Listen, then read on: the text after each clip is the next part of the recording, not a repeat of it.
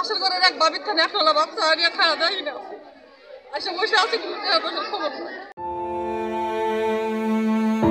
গাজীপুরের কালিয়াকৈরের Niagara textile কারখানায় 2300 শ্রমিক কাজ করতেন। গত বছরের 23 নভেম্বর সকালে কাজে যোগ দিতে গিয়ে তারা জানতে পারেন তাদের আর চাকরি নেই। অনির্দিষ্টকালের জন্য কারখানা বন্ধ ঘোষণা করেছে কর্তৃপক্ষ। 250-টিরও বেশি ডিজাইন অপশন নিয়ে ওয়ালটন স্মার্ট ফ্রিজ, বোঝে আপনার প্রয়োজন। হঠাৎ কারখানা বন্ধ হওয়ায় কঠিন অনিশ্চয়তার মুখোমুখি হন শ্রমিকরা। শুরু হয় বেকার জীবন। এরপর গাজীপুর মহানগরীর কোনাবাড়ির জরুন এলাকার কেয়া গ্রুপের 4টি গার্মেন্টস বন্ধ হয়ে যায় গত 29 ডিসেম্বর। বেকার হন 5,500 শ্রমিক। তাদের মধ্যে 2 শতাধিক ছিলেন শ্রবণ প্রতিবন্ধী।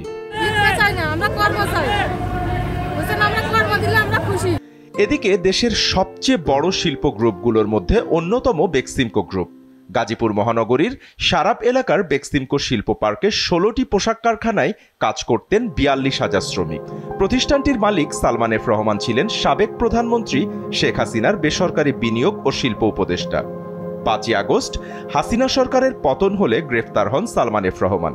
হত্যা, অর্থ পাচার, দুর্নীতি, ঋণখেলাপি ইত্যাদি অভিযোগে তার বিরুদ্ধে একাধিক মামলা করা হয়। তিনি জেলে যাওয়ার পর স্থগিত করা হয় তার ব্যাংক হিসাব। এরপর শুরু হয় বেক্সিমকো কারখানাগুলোতে অর্থ সংকট। বেতন না পেয়ে শ্রমিকদের নামতে হয় আন্দোলনে। 15 ডিসেম্বর অনির্দিষ্টকালের জন্য বন্ধ হয়ে যায় ওই 16টি কারখানা। শুধু নায়াগ্রা টেক্সটাইল, কেয়া গ্রুপ আর বেক্সিমকোর 16টি কারখানায় নয়, গাজীপুরে একে একে বন্ধ হচ্ছে আরও কারখানা। এতে শ্রমিকদের মধ্যে হতাশা থেকে সৃষ্টি হচ্ছে ক্ষোভ। কারখানা চালু করার দাবিতে ফুঁসে উঠছেন শ্রমিকরা, নেমেছেন আন্দোলনে। মঙ্গলবার বেক্সিমকোর কারখানাগুলো খুলে দেওয়ার দাবিতে গণসমাবেশ করেন তারা। গণসমাবেশে অর্থলক্ষাধিক শ্রমিক কর্মচারী অংশ নেন। দ্রুত কারখানা খুলে না দিলে বড় ধরনের কর্মসূচি দেওয়ার হুঁশিয়ারি দেওয়া হয়। বেক্সিমকো যদি না চলে এরপর থেকে কঠোরতর প্রোগ্রামে যাবে। সমাবেশের এক পর্যায়ে শ্রমিকদের একটি পক্ষ চক্রবর্তী এলাকায় চন্দ্রা নবীনগর সড়ক অবরোধ করে গাছের গুঁড়িতে আগুন জ্বালিয়ে বিক্ষোভ শুরু করেন।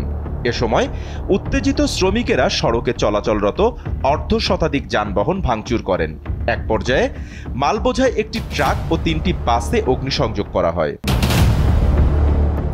প্রশ্ন উঠেছে, এই লক্ষ লক্ষ শ্রমিকের দায়ভার কে নেবে?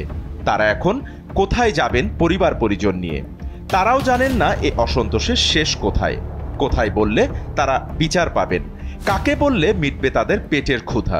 এসব প্রশ্ন মাথায় নিয়ে প্রতিনিয়ত ক্ষোভে ফুঁসে উঠছেন তারা। করছেন জ্বালাও পোড়াও আর ভাঙচুর। দ্রুতই এ সকল সমস্যার সমাধান হোক, এমনটাই প্রত্যাশা সকলের। বাপ্পি খান, এসএ টিভি ডিজিটাল।